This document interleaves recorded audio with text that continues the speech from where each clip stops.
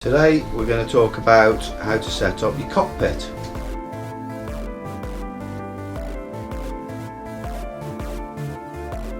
Brand new set of bars. Before putting your bars on, a lot of these will come like this, marked, or some might not be marked, and you could be up to 800s like these.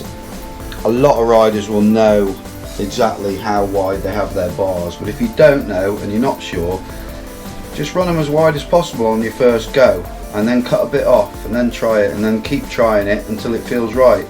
If you've got a set of 800s and you cut them down to 750 and then go out and think they're too short, then what you're going to do, you've got to buy another set. So it's just obvious things like that. So cut them off nice and even, make sure you cut the right amount off each side if they're not marked like these, and then put them on with your stem. And when you put your stem on, I like to put a little bit of grease on each bolt just to stop any excess creaking which can occur with some stems. So first of all, set your bars up. You want to get it so that the bars are central.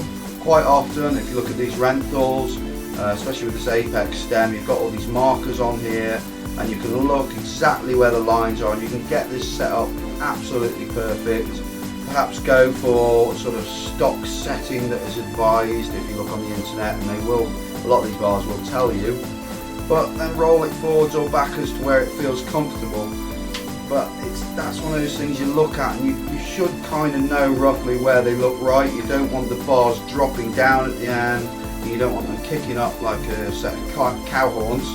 So get that right, torque up your stem bolts correctly, and then you're ready to move on to the grips of your cockpit. So here's the bike, bars, then you got your brakes, shifter, grips, and your dropper lever. So what I tend to do, sit on the bike, you've got everything in the position that you want it to be in.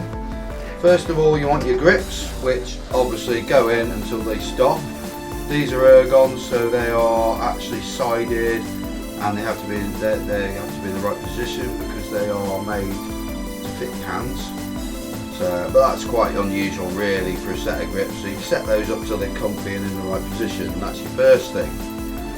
Next up, you've got your levers. That's the next thing to do. If, like me, like a lot of people, you are a one finger breaker, so you want to be like that, fingers out, in that position there, so that your finger is comfortably towards the end, just before where the end of the levers sort of goes outwards. So comfortable like that, pulling in, and then before you adjust the Allen keys to tighten up your lever, look down. When you're sat on the seat and you're in that comfortable position, and you look down, you want a straight line from your forearm to your hands. That wants to be pretty straight.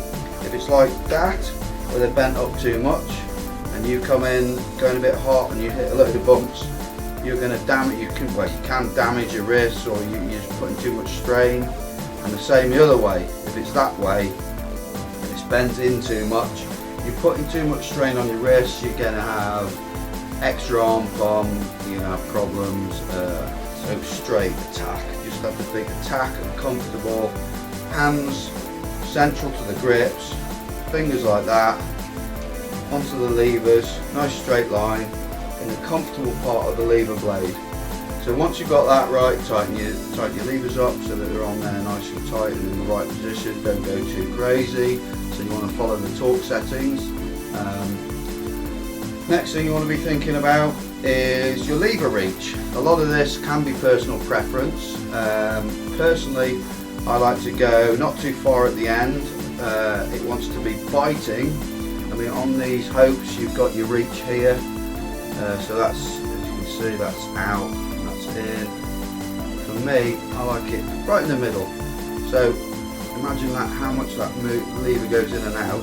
I like it to be biting in the middle, so that when you've got to really anchor up, you're pulling it hard like that, you don't want it to be touching your grip. So if it's touching your grip, you're losing braking power. So that is your lever setup. Also, you've got to think about bite point as well. On these, you've got a bite point adjuster. So that is how far the lever goes in and out before it connects and puts the brake on. So that, another thing, you just set it to your preference really, and so that you've got that sort of in between, in the middle of the range bite point. So once you've got that set up and you've got it in the right position, the best thing there is to think about the distance between your lever and your grip. Really, once it's comfortable, you should be writing that down. You should measure that, get your tape measure, get your ruler, measure that, write it down. So if you ever have to move anything, once you've got this comfortable, you can just look at that and think, oh, that goes 32 mil from the grip back to 32 mil. You haven't got to mess about doing it again.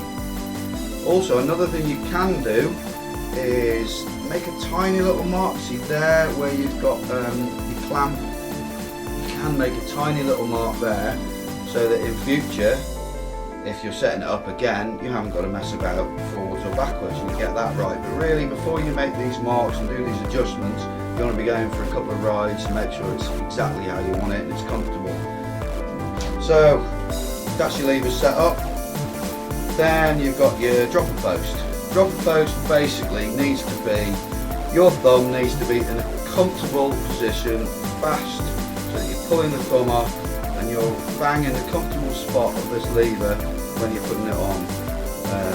I mean, there's so many different types. It's just that's preference. It's comfortableness. It's where it sits, so that you're not stretching your thumb up. You don't want to be stretching your thumb down. You don't want to be moving your hand in too far towards the stem. It wants to be set so it is literally the most comfortable place. And the same if your lever is on a cable and it's got an adjuster, that adjuster wants to be so that as soon as you press it, it's manoeuvrable. You can manoeuvre your dropper without having to push it too far, or I mean, you need a teeny bit of play. You don't want to be pressing this lever and it working almost too easily. You need a teeny bit of play, because otherwise sometimes the dropper can be operated without you even touching it, and that's the last thing you want in a race, or just going out riding. So next up, you got your shifter. On this one I've got the XTR Di2. The same with this, it's all about comfortableness. You don't want it too close to the end of the bars, you don't want it too far in towards the stem. Quite often with this you are, so obviously with this you are restricted by where your lever is, and so you have to make the most out of the gap between your lever and your grip.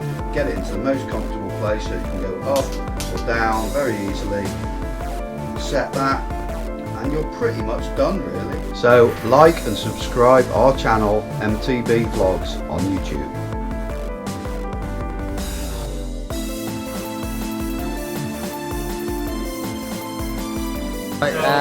Subscribe to MTB Vlog.